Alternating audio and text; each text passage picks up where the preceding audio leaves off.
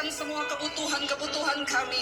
Kami nggak datang cari mujizat hari ini. Kami nggak datang cari jawaban doa saja hari ini. Tapi kami mau datang ketemu Tuhan. Kami mau datang mengalami Tuhan hari ini. Kami mau Tuhan berjumpa secara pribadi dengan Tuhan. Kami datang karena kami butuh Tuhan dalam hidup kami. Bukan yang lainnya Bapa, karena kami tahu ketika kami dapat hati Tuhan, kami dapat perkenanan Tuhan, maka kami akan mengalami semua janji-janji Tuhan dalam hidup kami.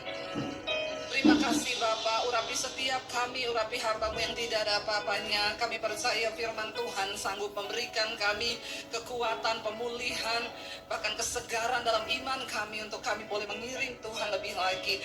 Urapi hamba-Mu yang tidak ada apa-apanya, urapi setiap kami Tuhan, di dalam nama Tuhan Yesus. Kami buka hati bagi firman Tuhan, yang percaya Tuhan di tengah kita memberkati kita. Katakan bersama, amin. Tepuk tangan sorak-sorai buat Tuhan Yesus, saudara. Silahkan duduk Bapak Ibu yang terkasih, shalom. Iya, kita bersyukur puji Tuhan ya, semakin hari kita boleh semakin rindu untuk mencari Tuhan. Dan hari ini saudara kita akan belajar sama-sama. Saya pengen kita semakin tahu tentang bagaimana kita ini harus hidup, karena saya percaya saudara ya bahwa bagi kita semua, menurut saudara hidup itu penting enggak? Penting kan hidup ini? Tapi di dalam pada kenyataannya banyak orang yang tidak sungguh-sungguh berespon menyatakan bahwa hidup ini penting saudara. Ya, saya melihat hari-hari ini orang-orang di sekeliling kita saudara, banyak orang yang Alkitab bilang umur kita sampai 70 tahun. Tapi kalau lebih dikasih bonus. Ya, 80, ada yang sampai 80. Tapi Alkitab berkata kalau sudah 80 ya kebanggaannya sakit, penyakit dan penderitaan. Orang itu kalau ketemu umur ya 15 tahun yang mereka bahas masih happy-happy, mulai 20 mulai bahas mau kuliah di mana, umur 30 mulai bahas mau cari kerja apa, umur 40 ketemu yang dibahas itu ya gimana kerjaan, mau beli rumah apa, mulai umur 50 ketemu yang dibahas ya anak-anak sudah remaja nanti jodohnya gimana, masuk 60 kalau ketemu mulai kesehatan ya. Dulu kalau bawa minyak wanginya LV, sekarang bawanya minyak angin. Ya toh? Itu sudah ketahuan umurnya begitu saudara. Nanti kalau sudah 60 lebih, mau 70 kalau ketemu yang dibahas apa? Lututku iki, waduh. Enggak tahu cekot-cekot iki. Yang apa dokternya si apik ning ngendi yo? Yang dibahas tuh dokter. Ya, nanti ada dokter di sana, ada yang ini yang bagus. Ya itu umur saudara. Nah, bagaimana kita hidup dalam dunia ini, jangan sampai gagal fokus, tapi kita boleh memaknai dan memberi arti hidup kita itu sesuai dengan firman Tuhan.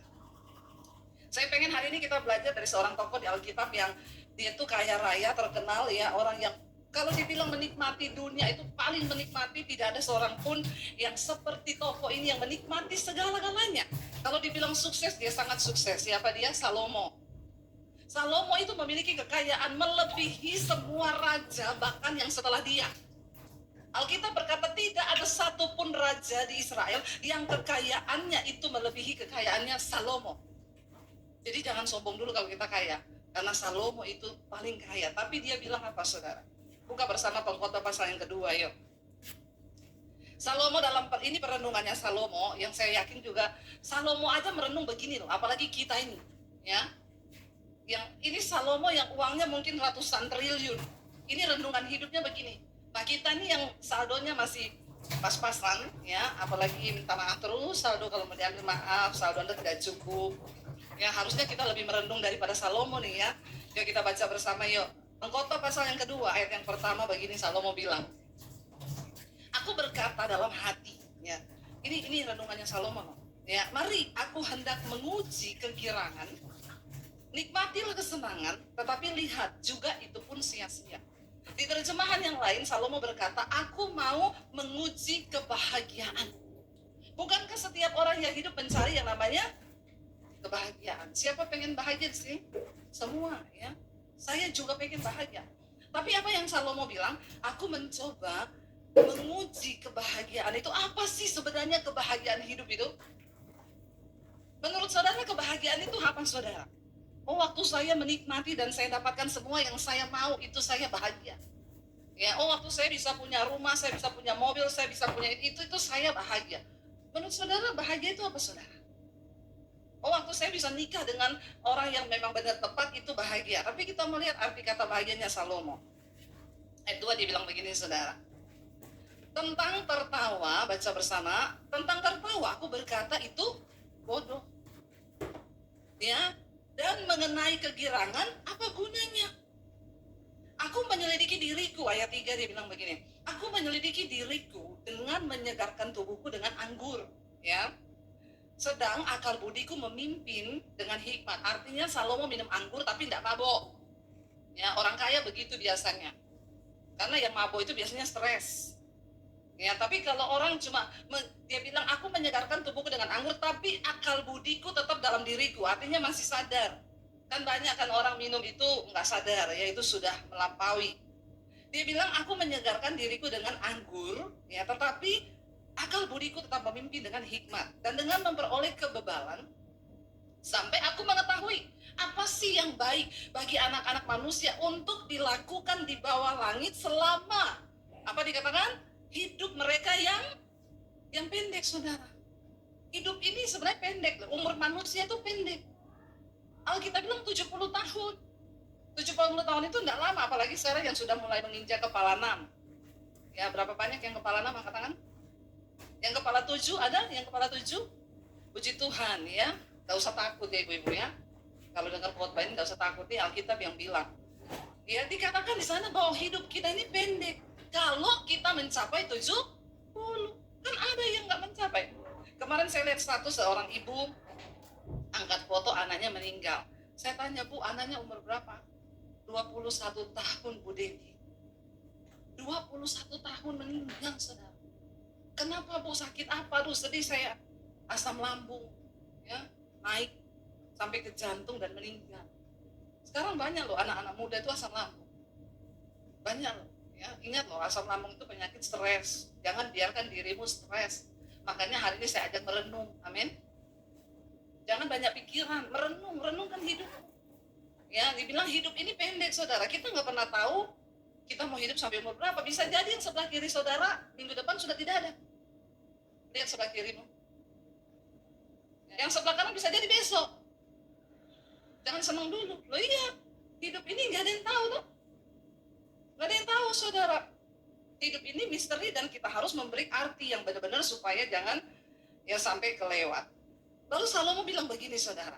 Lalu aku tuh berpikir apa yang baik bagi manusia selama mereka hidup di dalam umur mereka yang pendek di dunia ini. Yang baik itu apa?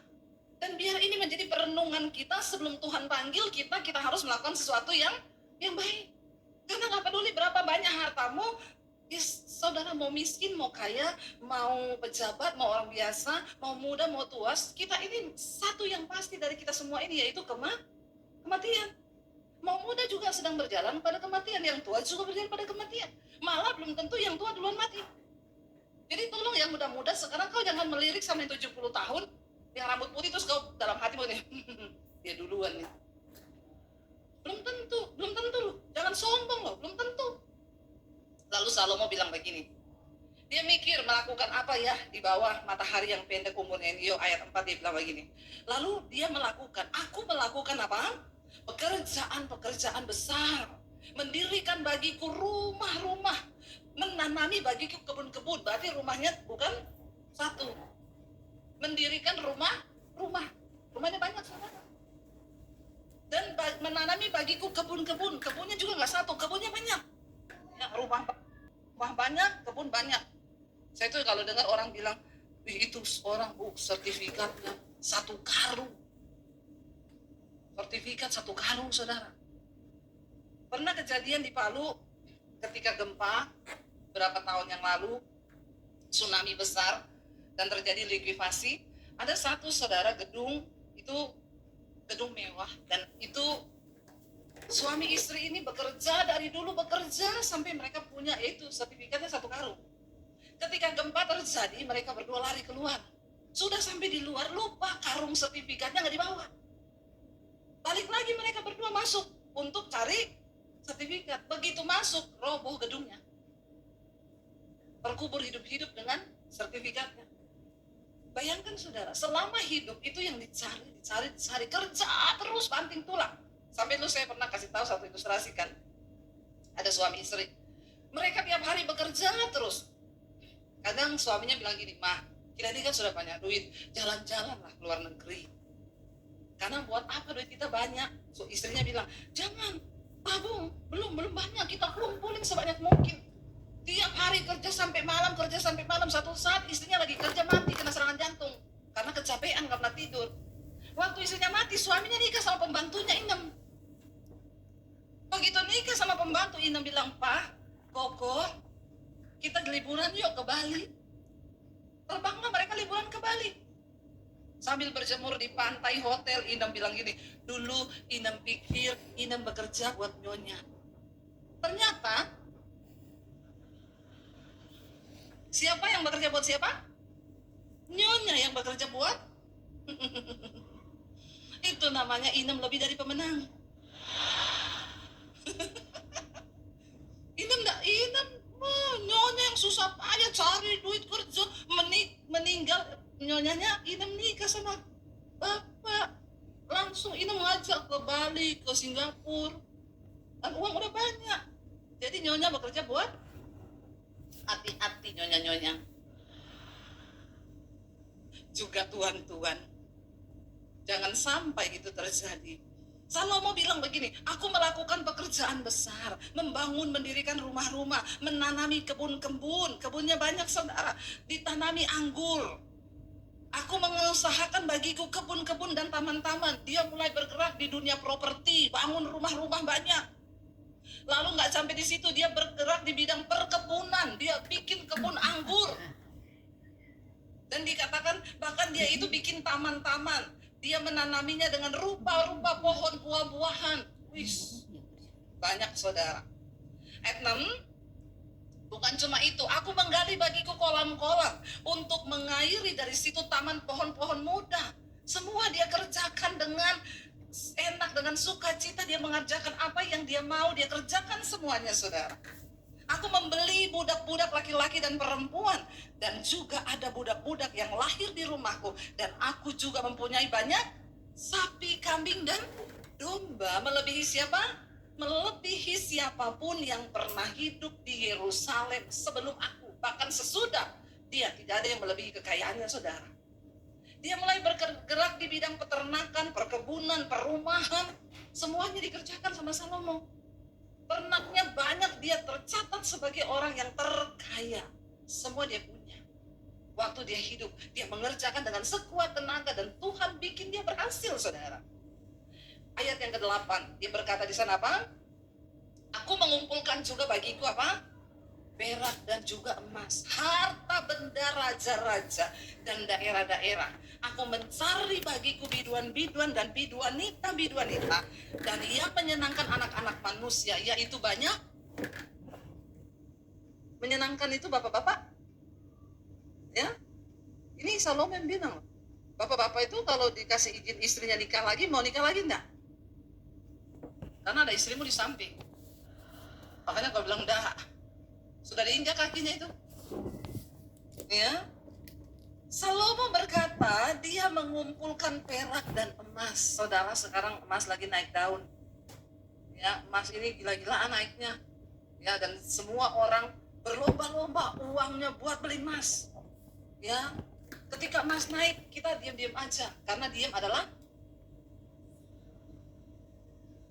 emas itu naik gila-gilaan, perak juga naik gila-gilaan. Kenapa saudara? Karena Alkitab berkata emas dan perak itu milik Tuhan. Emas itu nggak mungkin turun harganya, karena tidak bisa dibuat oleh tangan manusia. Itu diciptakan oleh Tuhan, dan makin lama memang makin habis. Tapi yang pengen makin banyak, makanya tidak akan pernah turun harga emas. Salomo bukan cuma emas biasa, dia mengumpulkan emas tua, bahkan harta benda raja-raja. Dari seluruh negeri dia beli harta benda raja-raja. Dia koleksi kumpulannya kerajaan-kerajaan. Apa yang kurang dia mau, semua dia bisa dapat. Makanya saya bilang, udah deh, udah gak ada yang lebih kaya hari ini yang duduk di tempat ini orang kaya. Kekayaanmu tidak melebihi Salomo. Bahkan dia bilang begini, dia juga budak-budaknya makin bertambah banyak, ada yang lahir di rumahnya, dan dia bukan cuma itu, masih nggak enak nih hidup kok, coba gini-gini aja ya, semua sudah dikerjakan, semua berhasil. Dia panggil biduan-biduan, penyanyi-penyanyi saudara. Tiap malam diundang itu para penyanyi datang. Ya kalau zaman sekarang mungkin masih ada Salomo diundang, Justin Bieber diundang, ya Inul, goyang ngebor di istananya. Pokoknya untuk menghibur hatinya. Ya suruh nyanyi karena dia sudah semuanya dia dapat. Ya nyanyi di sini untuk menghibur hatinya. Dia ngapain aja bebas saudara. Namanya juga orang kaya. Semua dia punya, semua dia dapat. Lalu dia bilang, dan bahkan aku mencoba melakukan apa yang disenangi oleh anak-anak manusia, yaitu banyak gundik. Gundiknya banyak. Ya, kira-kira Salomo itu istri dan gundiknya kalau di plus 1000 loh. Ada di sini bapak-bapak yang bisa kawin seperti 1000? Kata bapaknya gini, satu aja pusing saya bu. Istri saya satu aja nih ya. Tiap hari bukan tambah kecil tambah besar bu. Ya, malah mengerikan. Ini 1000 saja. Ya, itu kalau dibagi setahun dia mungkin ya 6 bulan sekali baru ketemu satu. Apa yang dia mau dia turutin. Istrinya 1000. Itu istri plus gundik loh. Kurang apa saudara? Dia lakukan semua apa yang disenangi. Tapi dia bilang begini saudara. Dengan demikian, ayat 9 dikatakan di sana apa? Dengan demikian aku menjadi besar daripada siapapun yang pernah hidup di Yerusalem sebelum aku, dan pada itu hikmatku tinggal tetap padaku. Ayat 10, aku tidak merintangi mataku dari apapun yang dikehendakinya, dan aku tidak menahan hatiku dari sukacita apapun, sebab hatiku bersukacita karena segala jerih payahku. Itulah buah dari segala jerih payahku. Dia tidak menahan pandangan matanya. Apa yang dia pengen, dia turuti. Apa yang dia lihat, dia turuti. Padahal Alkitab berkata, mata adalah pelita tubuh. Jangan dituruti semua keinginan matamu. Karena yang ada dalam dunia ini, kata Yesus, cuma 3 hal. Keinginan mata, keinginan daging, dan kesombongan hidup. Tapi Salomo dia ikuti semua yang dia mau, dia turuti apa yang matanya lihat. Dia tidak menolak apapun yang hatinya mau, dia ikuti saudara. Ayat 11 berkata, kita baca, ketika aku meneliti segala pekerjaan yang telah dilakukan tanganku dan segala usaha yang telah kulakukan untuk itu dengan jerih payah, lihatlah, segala sesuatu adalah kesia-siaan dan usaha menjaring angin. Memang tak ada keuntungan di bawah matahari. Pada akhirnya dia menemukan hidupnya kosong.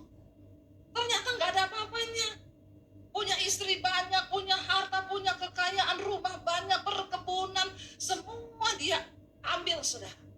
Tapi pada akhirnya dia bilang, dia tidak menemukan apa-apa, semua itu sia-sia. Lalu, aku berpaling untuk meninjau hikmat, kebodohan, dan kebebalan. Sebab apa yang dapat dilakukan orang hanya menggantikan raja, hanya apa yang telah dilakukan orang. Dan aku melihat bahwa hikmat melebihi kebodohan, seperti terang melebihi kegelapan. Mata orang berhikmat, ayat 14, mata orang berhikmat itu ada di kepalanya, kata Salomo. Sedangkan orang yang bodoh berjalan dalam kegelapan. Tetapi aku tahu juga bahwa nasib yang sama menimpa mereka semua. Maka aku berkata dalam hati, nasib yang menimpa orang bodoh juga akan menimpa aku.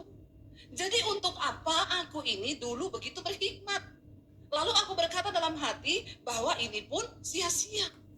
Dia bilang sekalipun dia hidup berhikmat, nasib yang sama orang bodoh dan orang itu apa? Mati. Satu saat, dua-dua bakalan mati. Sama-sama mati. Karena tidak ada kenang-kenangan yang kekal, baik dari orang yang berhikmat maupun daripada orang yang bodoh.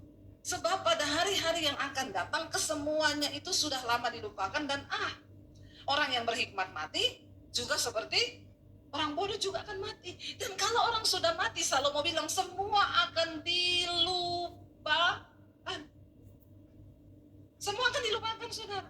Orang mati itu keluarga kita bersedih paling banter 1 bulan lah. teman-teman kantor kita. Setelah itu meja kerjamu sudah diisi oleh orang lain. Orang sehebat apapun dia di rumah, nggak mungkin istrinya nangis terus mau dikubur, jangan dikubur. Terus taruh di rumah aja mayatnya. Karena saya sayang sama suami saya. Ada yang begitu? Nggak ada. Kalau pengen, kalau bisa cepat-cepat dikubur. Ya, masa ada mayat mau disimpan di rumah? Makanya itu yang Salomo bilang, sehebat apapun saya, seberhikmat apapun aku, seberiman apapun aku, nasibnya sama. Sama-sama mati dan dilupakan. Makanya kita perlu temukan apa sih arti hidup biar gak sia-sia. Lalu Salomo bilang begini, oleh sebab itu, aku membenci hidup. Saudara bisa bayangkan, sekelas Salomo yang punya segala sesuatu sampai berkata, oleh karena itu aku benci hidup. Ada di antara saudara yang sekarang sudah benci hidup, pengen mati? Gak ada kan? Bahkan sestres apapun kita ini gak benci hidup kan, masih pengen hidup kan? Tapi Salomo sebagai seorang yang paling kaya pernah berkata, dia benci dengan hidup. Karena aku menganggap menyusahkan apa yang dilakukan di bawah matahari, sebab segala sesuatu adalah kesia-siaan dan usaha menjaring angin. Memang seperti inilah hidup manusia, saudara. Kita datang telanjang, gak bawa apapun, kita mati pun kita tidak bawa apapun. Ini loh arti hidup sesungguhnya. Dia bilang begini, aku membenci segala usaha yang kulakukan dengan jerih payah di bawah matahari. Sebab aku harus meninggalkannya kepada orang-orang yang nanti akan datang sesudah aku. Sehebat apapun kita bekerja keras, waktu mati semuanya kita akan tinggalkan. Lalu orang-orang yang tidak bekerja, mereka yang akan menikmati. Jadi bapak-bapak boleh kerja, tapi jangan lupa waktu, jangan lupa kau menikmati hidup, jangan lupa menikmati sesuatu. Amin. Lalu Salomo bilang begini, saudara.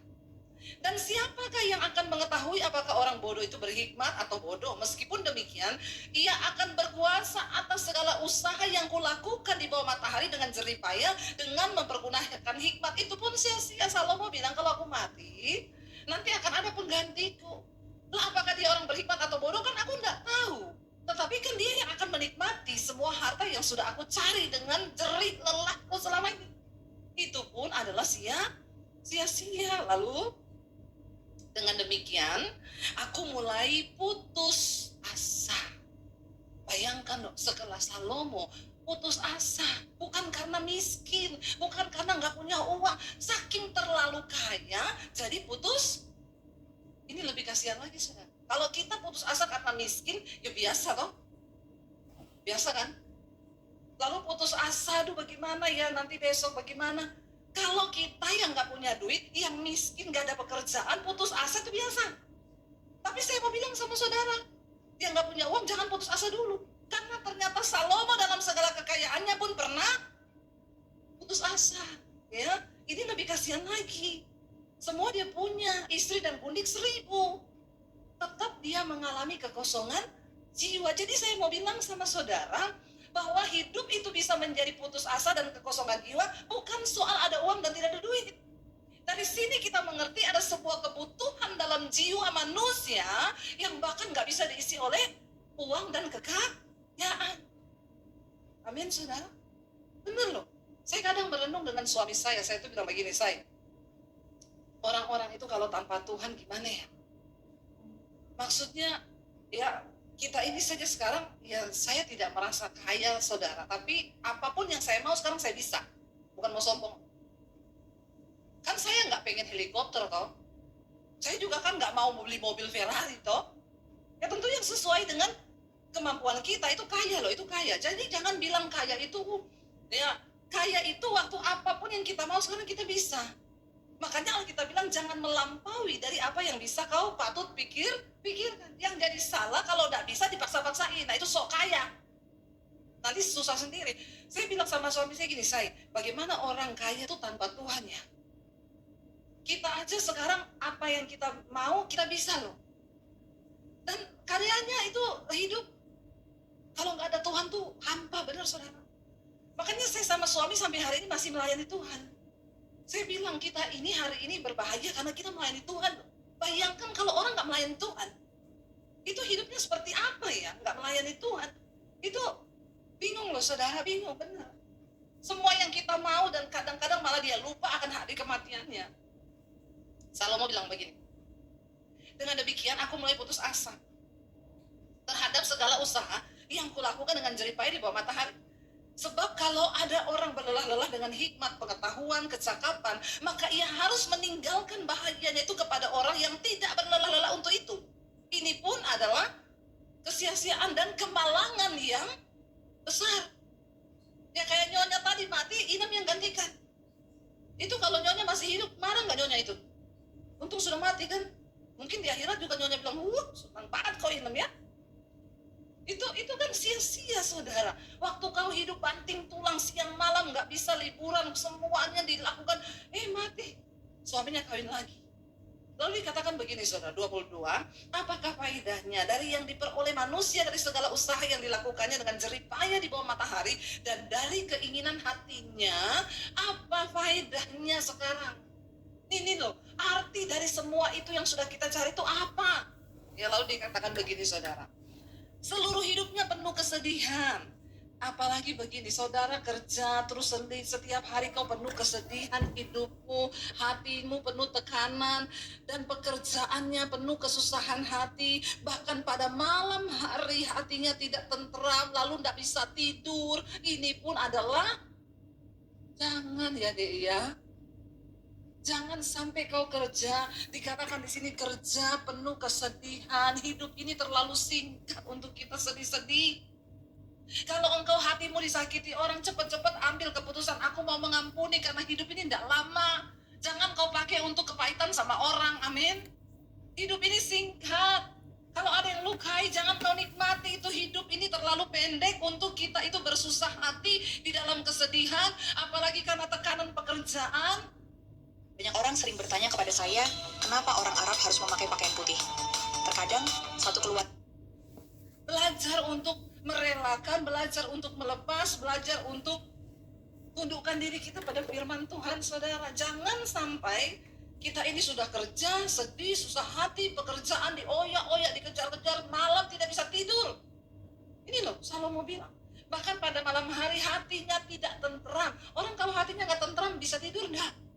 Nggak bisa. Banyak orang nggak bisa tidur hari-hari ini, harus minum obat tidur. Ada di sini yang nggak bisa tidur kalau malam. Dan yang anehnya banyak-banyak kan itu orang kaya. Kalau orang miskin tidur-tidur aja dia. Ya, saudara tanya tuh tukang ojek malam pulang tidur karena capek. Capek fisik, capek otak. Kalau orang kaya nggak bisa tidur, karena yang capek cuma otaknya, tapi fisiknya kagak. Makanya kalau ada orang konseling, Bu saya nggak bisa tidur. Oh Bapak kerjaannya apa? Saya ini pengusaha Bu. Nah, kalau gitu biar bisa tidur, nanti Bapak coba ngepel satu rumah dari atas sampai bawah Pak. Bapak pel semua itu, pasti Bapak tidur. Karena kamu yang capek cuma otakmu, tapi badanmu nggak capek. Nah, itu bahaya saudara. Lalu kita lihat di sini apa yang pengkhotbah bilang. Tidak ada yang lebih baik bagi manusia di dunia ini daripada apa? Makan dan minum dan bersenang-senang dalam jeripayahnya. Aku menyadari bahwa ini pun dari, maaf, kau punya uang, tapi kalau Tuhan tidak beri kau karunia menikmati, itu tidak bisa. Walaupun orang kaya, kalau bukan tangan Tuhan yang kasih engkau karunia untuk menikmati kekayaanmu, tidak bisa. Makanya banyak orang kaya makan, minum, berantem. Tapi orang yang disertai Tuhan, yang hidupnya ada campur tangan Tuhan, Salomo bilang, tidak ada yang lebih baik bagi manusia di dunia ini daripada makan dan minum dan bersenang-senang dalam jeripayahnya. Tetapi aku menyadari bahwa ini pun dari tangan Allah. Mari kita minta saudara penyertaan Tuhan dalam hidup kita, amin. Di sini nggak dibilang soal makannya daging atau steak atau apa, enggak. Makan, minum, dan bersenang-senang. Walaupun miskin, kita masih bisa makan, masih minum, masih bisa senang-senang. Kalau ada tangan Tuhan yang menyertai hidup kita, saudara, amin. Jadi kita menemukan sekarang arti hidup bukanlah soal kekayaan, tapi dari tangan Tuhan yang menyertai, memberkati, dan memberikan kita perkenanan Tuhan. Dikatakan di sini karena siapa dapat makan dan merasakan kenikmatan di luar Tuhan? Siapa yang bisa merasakan kenikmatan selain daripada orang-orang yang dekat dengan Tuhan? Cuma Tuhan yang bisa membuat kita merasa bersyukur dan ada kenikmatan di dalam kehidupan ini. Makanya dalam segala jerih payah usaha yang kau kerjakan, selalu engkau tetap tinggal di dalam Tuhan. Jangan lari dari Tuhan. Tidak ada kenikmatan lain di luar Tuhan. Bukan soal kau punya banyak. Saya sudah melihat banyak orang kaya, saudara. Saya ketemu banyak orang kaya, tapi yang berbahagia itu cuma mereka yang hidupnya dekat dengan Tuhan. Yang di luar Tuhan enggak. Rumah tangganya hancur, bercerai, anaknya narkoba. Banyak duit loh, saudara. Tapi ternyata duit yang mereka dapat itu menghancurkan diri mereka sendiri. Karena mereka di luar Tuhan. Sebaliknya saya bisa melihat orang yang sederhana hidupnya, tapi mereka berjalan bersama Tuhan. Lebih berbahagia daripada orang-orang kaya yang di luar Tuhan. Kita harus belajar di hidup ini, bahwa semua yang kita punya itu titipan Tuhan, amin. Supaya suatu saat waktu kau ditipu, kau bisa merelakan. Saya waktu itu belum kaya banget, saudara. Saya nggak punya uang puluhan M atau MM-an. Ditipu uang saya 300 juta dibawa lari. Saya belajar untuk berkata, Tuhan, ini adalah milikmu. Dalam nama Yesus, tolong jagai hatiku. Tiap kali setan ingetin orang itu kurang ajar ya, orang itu bawa lari uangmu. Dalam nama Yesus, dia lebih butuh Tuhan. Biarkan dia ambil, aku mau melepaskan pengampunan, aku melepaskan pengampunan. Harus begitu. Itu bedanya orang dalam Tuhan dan tidak. Kalau nggak mati juga saya. Tiap hari kepahitan, tiap hari ingat mukanya. Kan orang kepahitan itu sama dengan orang jatuh cinta loh. Aku mau makan, ingat dia. Aku mau tidur, ingat dia. Ya tak? Mau apa aja ingat dia kan? Nah kita harus belajar, saudara. Saya sudah melihat itu. Padahal kaya nggak punya anak, kalau mau dipikir juga uang buat apa coba? Ya, toh dia mati juga nggak ada yang mau ditinggalin warisan. Tapi dia ingat dalam waktu singkat kena cancer, mati saudara. Uangnya nggak bisa membawa kebahagiaan. Makanya Salomo berkata begini, siapa yang dapat makan dan merasakan kenikmatan di luar Tuhan? Nggak ada. Mau sekaya apapun orang nggak ada Tuhan, hidupnya hancur. Ya, makanya jangan suka iri kalau lihat orang kaya. Ya, banyak yang hidupnya itu berat sebenarnya, saudara. Syukuri apa yang kita punya hari ini. Asal ada Tuhan, itu cukup untuk kita bisa hidup berbahagia dalam hidup ini. Amin. Nikmati semua yang kita punya hari ini. Karena kepada orang yang dikenannya, ia mengaruniakan hikmat, pengetahuan, dan kesukaan. Tetapi orang berdosa ditugaskannya untuk menghimpun dan menimbun sesuatu yang kemudian harus diberikannya kepada orang yang dikenan oleh Allah. Ini pun sia-siaan dan usaha menjaring angin. Bahayanya kalau orang nggak hidup takut akan Tuhan, tidak dalam perkenanan Tuhan. Alkitab berkata orang jahat itu cuma disuruh cari uang, kerja keras, nanti dikasih sama orang yang dikenan Tuhan. Sia-sia enggak? Sia-sia. Kerja keras iya, dapat duit banyak, tapi enggak dikasih karunia menikmati. Enggak pernah bersyukur. Enggak pernah bisa legowo. Waktu sesuatu hilang kita enggak pernah bisa bersyukur. Bahkan hampa, putus asa. Jadi hari ini, mari kita putuskan untuk berkata Tuhan, bahwa kami hidup dalam perkenanan-Mu Tuhan. Supaya kami bisa menikmati apapun yang hari ini Tuhan beri. Apapun yang hari ini Tuhan kasih, kami mau menikmati itu Tuhan. Kalau hari ini engkau lagi diproses, nikmati prosesmu bersama Tuhan. Karena orang yang berjalan bersama Tuhan bukan hanya bisa menikmati segala kenikmatan, dia juga bisa menikmati semua proses yang sedang Tuhan izinkan dia jalani. Amin, saudara. Bersama Tuhan. Yang terpenting bukan ada uang atau tidak ada uang, ada masalah atau tidak ada masalah. Yang terpenting dengan siapa engkau berjalan hari ini. Kalau hidupmu dalam perkenanan Tuhan, mau itu proses, mau itu berkat, engkau tetap bisa mensyukuri semuanya. Amin. Kenapa saya berkata ini, saudara? Karena saya pun mengalami perkenanan Tuhan. Itu yang membuat hidup kita berbahagia. Orang yang dalam perkenanan Tuhan, walaupun kaya tidak pelit. Ada orang kaya pelit, saudara. Ya, ini pun sia-sia. Tidak bisa menikmati hidup.